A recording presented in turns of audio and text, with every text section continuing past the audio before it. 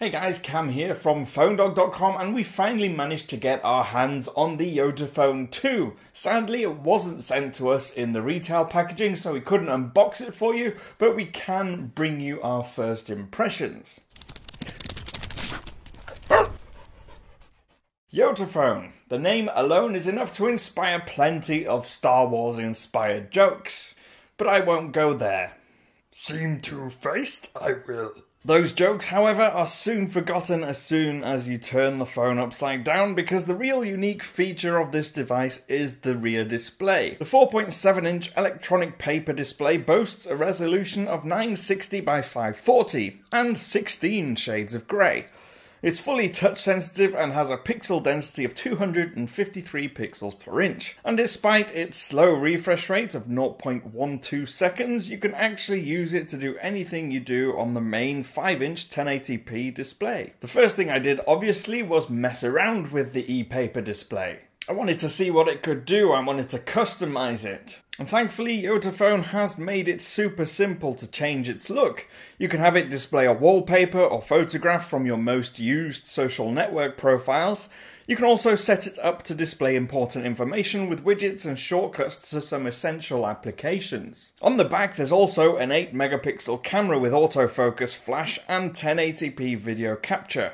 Its front-facing partner is a 2.1 megapixel sensor. Joining it on the front, as I've already mentioned, is that 5-inch AMOLED display, and it was perhaps the feature that's caught me most by surprise. It's actually a very good display panel. Viewing angles are superb, whites don't change colour when you tilt the phone, and colours are vivid and full of life. What's more, upon first impressions at least, the phone seems pretty fluid and fast thanks to the quad-core Snapdragon 2.2 GHz chip with its 2 GB of RAM. One thing I do really like is that apart from having a secondary display, this phone doesn't look like many others.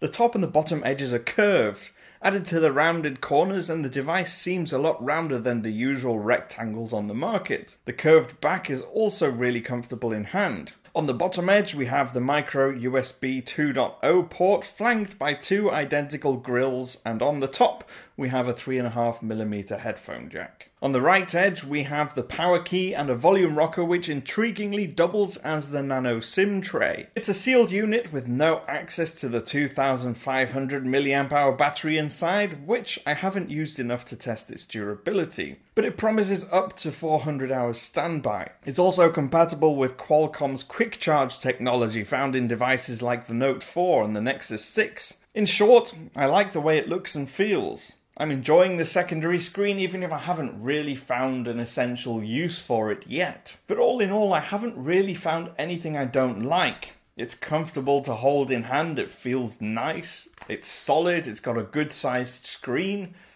and its battery life should be phenomenal if you use the paper screen on the back, or e-paper screen on the back. Of course, I'll be back in a week or so with my full thoughts in form of a review. But in the meantime, this has been my very quick first impressions of the YotaPhone 2 running Android 4.4 KitKat.